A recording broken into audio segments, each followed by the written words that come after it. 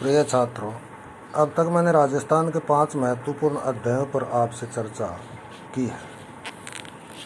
अब मैं राजस्थान के इतिहास से संबंधित 6ठे महत्वपूर्ण अध्याय पर आपसे चर्चा करना चाहूँगा। अध्याय का नाम है राजपूत चित्रकला की विभिन्न शैलियाँ और उनकी विशेषताएँ।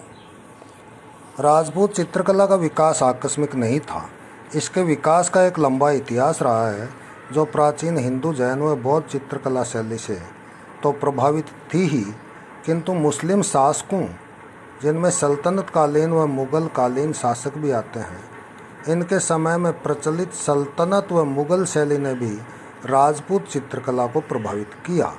राजपूत शासकों द्वारा राजस्थान में चित्रकला को विशेष प्रोत्साहन देने के कारण राजस्थानी चित्रकला को राजपूत चित्रकला शैली के नाम से भी जाना जाता है। लेकिन राजस्थान के विभिन्न राज्यों में चित्रकला का विकास स्थानीय विशेषताओं के साथ हुआ, अतः विभिन्न राज्यों में पनपी चित्र शैली का नामकरण भी उन राज्यों के नाम के आधार पर ही किया गया। भौगोलिक एवं सांस्कृतिक आधार पर राजस्थानी चित्रकला अर्थात राजपूत चित्रकला को निम्नलिखित शैलियों में विभक्त किया गया है।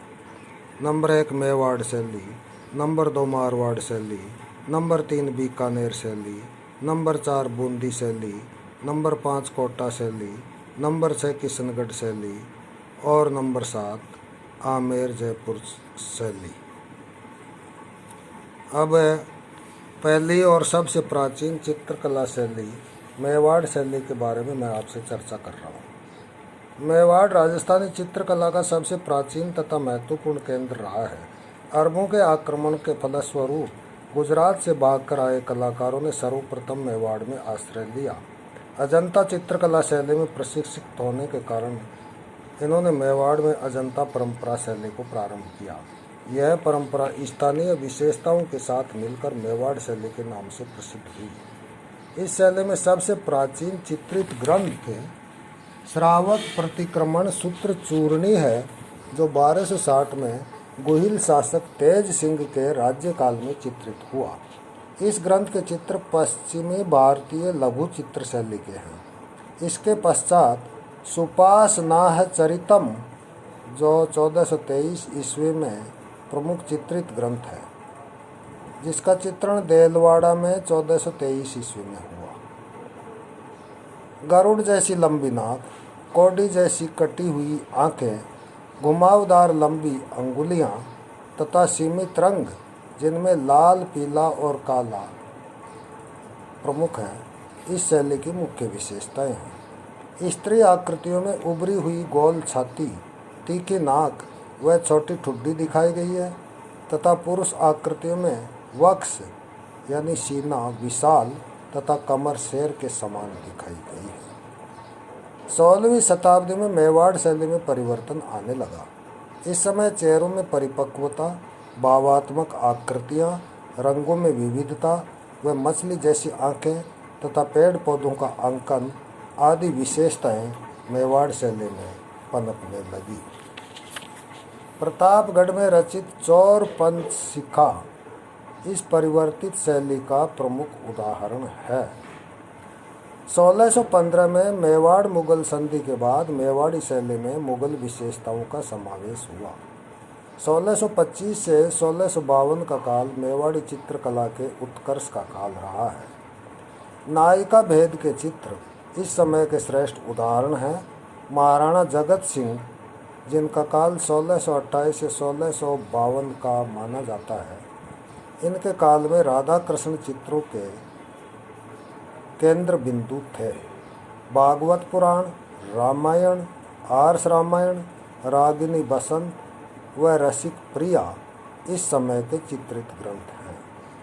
महाराणा राज सिंह, जिनका काल 1652 से 1680 माना गया है, और महाराणा जय सिंह, जिनका काल 1680 से 1698 के मध्य रहा है।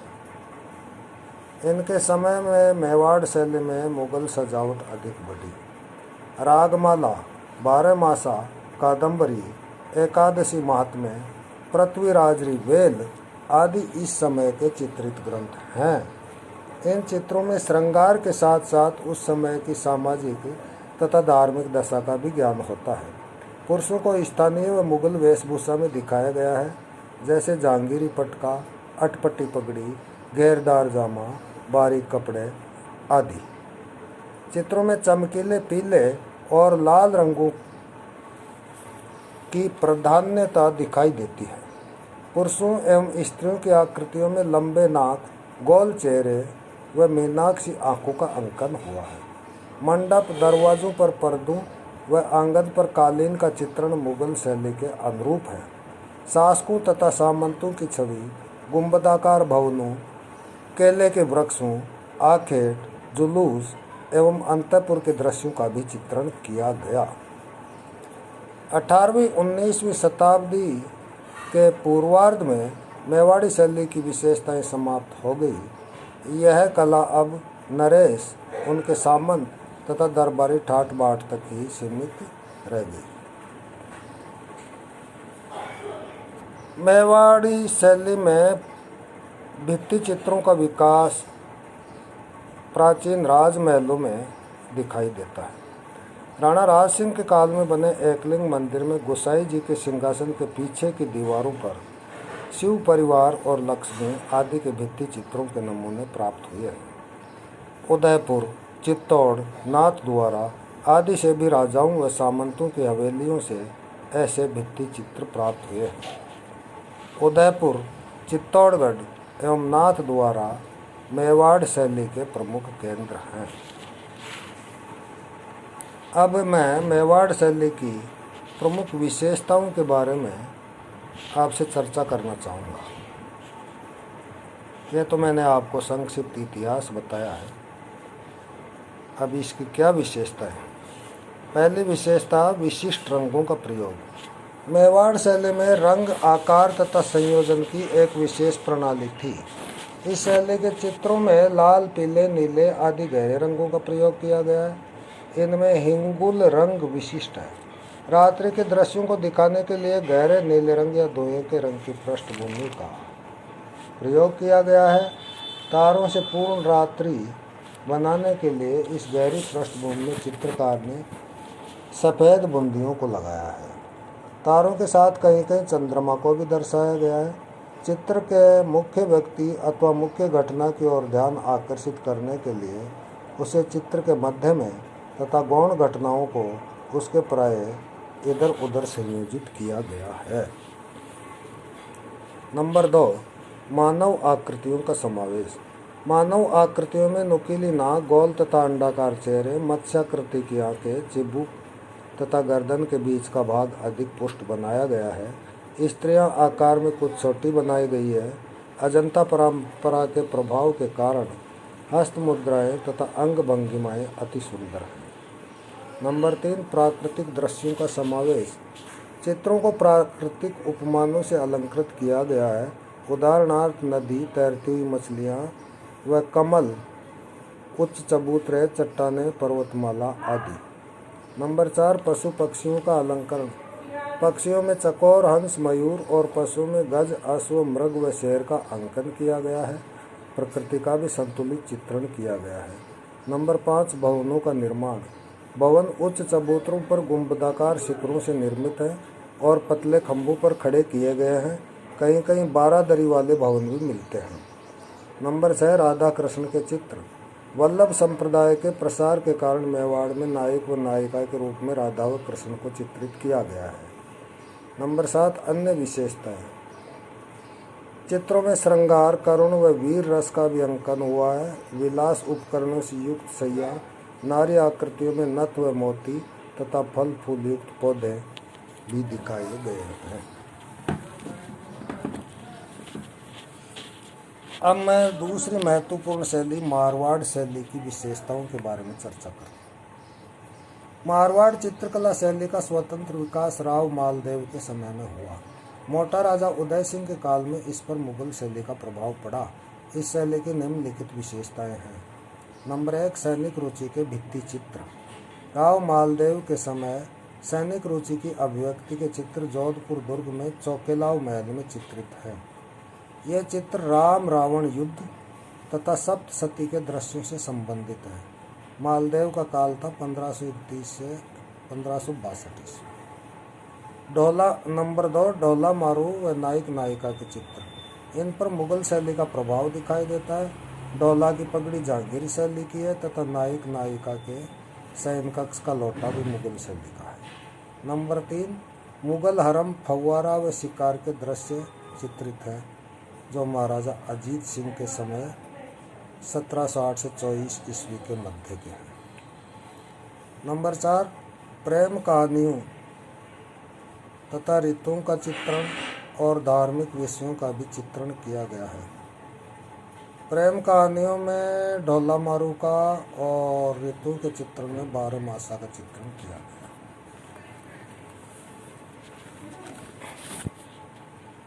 नंबर 5, लाल, काले, नीले व पीले व सुनहरे रंगों का अधिक प्रयोग किया गया है।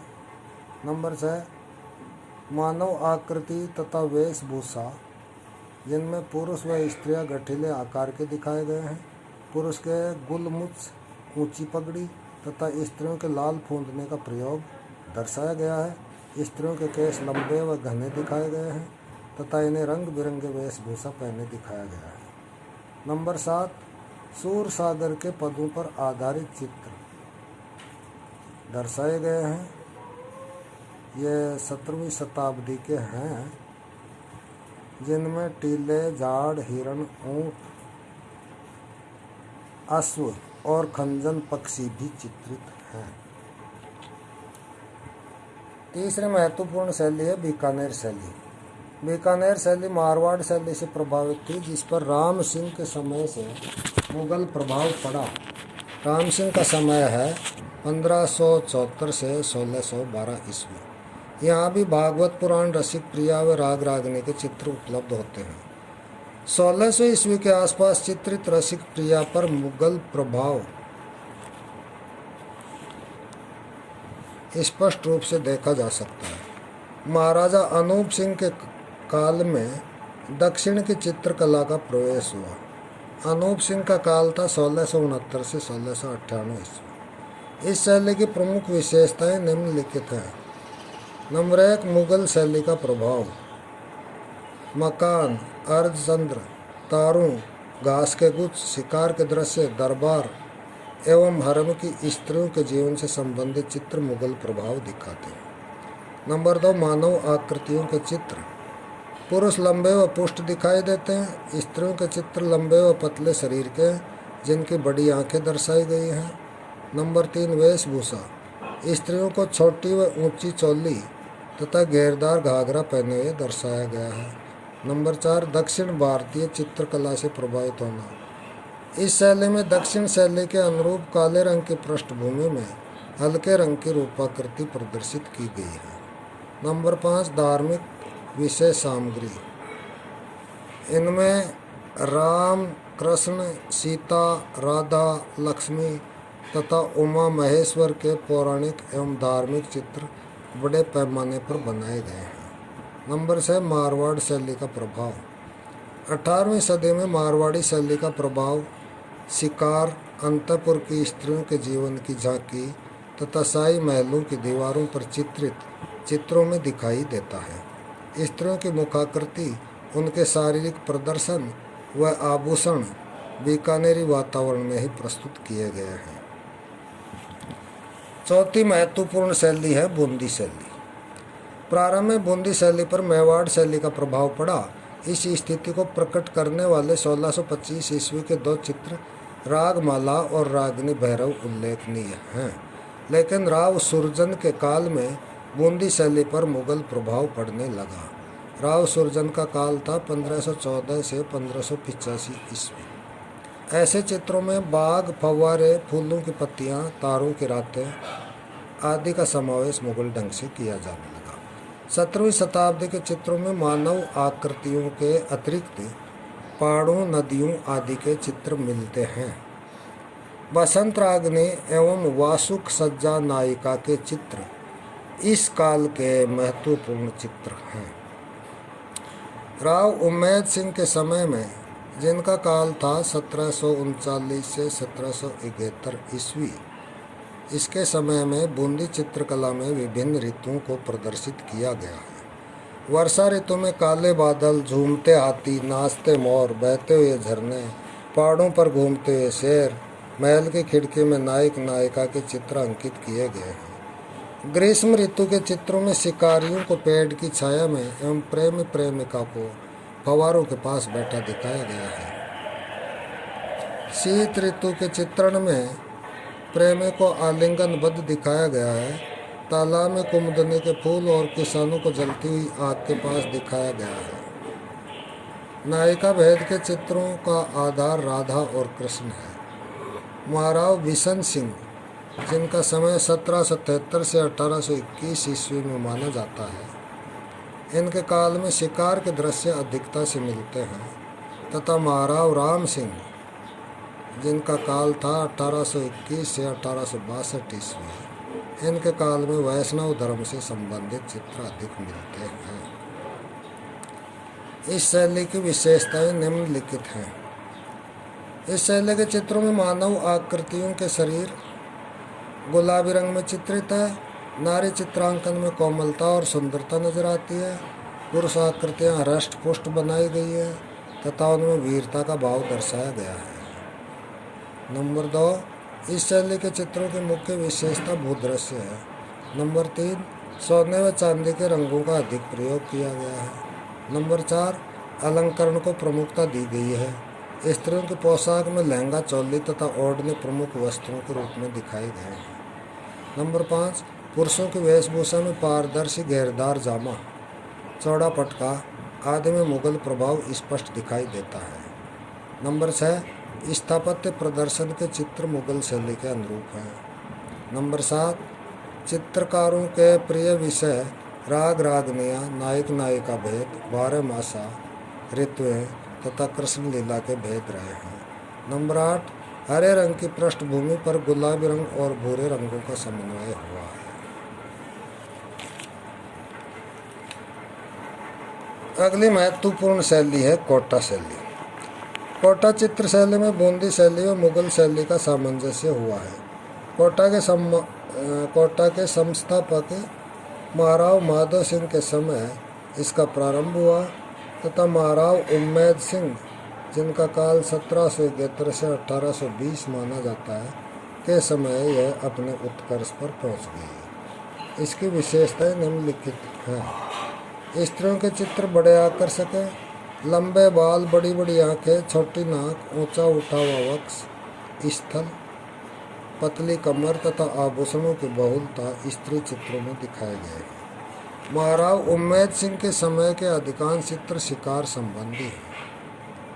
नंबर 3, कपड़ों पर भी सुंदर चित्र बनाए गए हैं, जिन्हें पिछवाई के चित्र कहा जाता है, जो राधा कृष्ण से संबंधित हैं।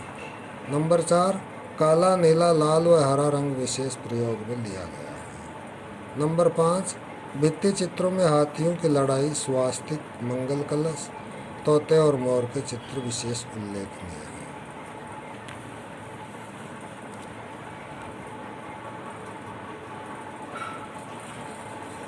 अगली महत्वपूर्ण चित्र शैली है किशनगढ़ शैली। किशनगढ़ शैली का समृद्ध स्वरूप राजा सावंत सिंह, जिनका काल 1699-1764 ईस्वी माना जाता है, जो नगरी दास के नाम से विख्यात हुआ, इनके समय में दिखाई देता है। नागरी दास या सावंत सिंह अच्छा कवि, चित्रकार और वैष्णव धर्म में आस्था रखने वाला था, जो बनी ठनी से प्रेम करता था। उसके समय में निहाल चंद प्रसिद्ध चित्रकार हुआ। इन दोनों ने जो राधा कृष्ण के चित्र बनाए, उनमें बनी ठनी को ही राधा के रूप में चित्रित किया गया। इस शैली के चित्रों की विशेषताएं निम्नलिखित थी। नंबर 1, चित्रों के विषय ब्रजभाषा की कविताएं हैं। नंबर 2, प्राकृतिक दृश्य तो किशनगढ़ के प्राकृतिक दृश्यों के अनुरूप है, लेकिन वेशभूषा फर्रुख सियर कालीन है। नंबर 3, चित्रों में विषयों की विविधता मिलती है। प्रारंभ में इस शैली के चित्रों में आखेट दृश्य, दरबार तथा व्यक्ति चित्रों की प्रधानता थी, परंतु नागरी दास के समय से राधा और कृष्ण के चित्र अधिक बनाए जाने लगे। नंबर 4, चित्रों में अमिश्रित रंगों का अधिक प्रयोग किया गया है। इन पृष्ठभूमि में हरे रंग की अधिकता है। नंबर 5, प्रकृति चित्रण में कमल से भरे सरोवर, पक्षियों की पंक्तियाँ, फूलों से भरे हुए उपवन आदि इस शैली की विशेषता रहे। नंबर 6, स्त्रियों को पतली, लंबी व रमणीय दिखाया गया है। नुकीली नाक, पतले होंठ, खंजन आकार के नेत्र, पतली कमर व लंबा कद इस शैली की विशेषताएं हैं। नंबर 7, लहंगा, चोली, पारदर्शी चुनरी स्त्रियों के प्रमुख वस्त्र बनाए गए हैं। स्त्रियों को आभूषणों से सुसज्जित दिखाया गया है। नंबर 8, इस शैली में संगमरमर के घने मंडप, वृंदावन के घने जंगल, आम्र वृक्षों पर फुदकते बंदर, केले के पेड़, बाग बगीचों में विचरण करते हुए राधा कृष्ण, यमुना में नौका विहार आदि दिखाई देते हैं। नंबर 9, मोतियों का भव्य चित्रण इस शैली की एक अन्य विशेषता है।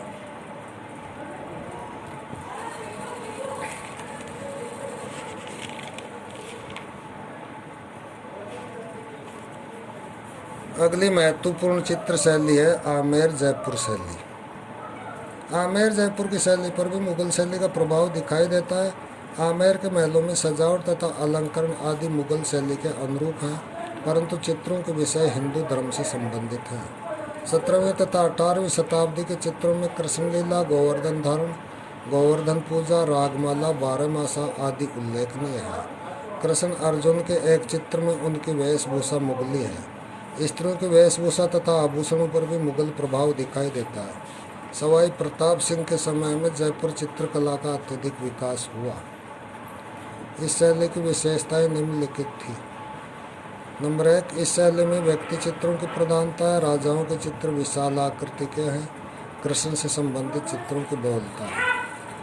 नंबर 2, वेशभूषा पर मुगल प्रभाव दिखाई देता है। स्त्रियों के घेरदार घाघरे, पायजामा तथा ओढ़नी का चित्रण मुगल परंपरा के अनुकूल है। नंबर 3, इस शैली में लाल, पीले, नीले, सफ़ेद तथा काले रंगों का चित्रों में अधिक प्रयोग हुआ है। नंबर 4, चित्रों में प्राकृतिक वातावरण अलंकृत है। नंबर 5, नायिका भेद के चित्र भी प्राप्त हुए हैं। नंबर 6, पशु पक्षियों का चित्रण यथार्थ तथा सुंदर है। नंबर 7, इस शैली में शाही सवारी, महफिलें, उत्सवों, राग रंग, शिकार आदि का चित्रण हुआ है। निष्कर्ष के तौर पर कहा जा सकता है कि इन सभी शैलियों के अध्ययन से यह प्रमाणित होता है कि इन शैलियों में विभिन्नता होते हुए भी इनमें मौलिक एकता है। प्रारंभ के सभी शैलियों के चित्रों में अजंता परंपरा शैली का प्रभाव पड़ा। विषयों के चयन में राग रागनी, बारहमासा, भागवत पुराण, रामायण, गीत गोविंद, राधा कृष्ण, रासलीला आदि सभी शैलियों में दिखाए गए हैं। पुरुषों की वेशभूषा में पगड़ी, जामा, पायजामा आदि भी सभी शैलियों में दिखाए गए। स्त्रियों की वेशभूषा स्थानीय परंपरा के अनुकूल होते हुए भी उनके आभूषणों में समानता देखी जा सकती है। श्रृंगारी चित्र भी सभी राज्यों के विषय रहे हैं। सभी शैलियों में मुगल शैली का प्रभाव, मुगलों की शान शौकत और विलासिता देखी जा सकती है। 19वीं शताब्दी के अंत में सभी शैलियाँ यूरोपीय कला से प्रभावित होकर व्यावसायिक कला के रूप में परिवर्तित हो गई। सभी राज्यों की चित्रकला से हम तत्कालीन समाज और संस्कृति की जानकारी प्राप्त कर सकते हैं। धन्यवाद।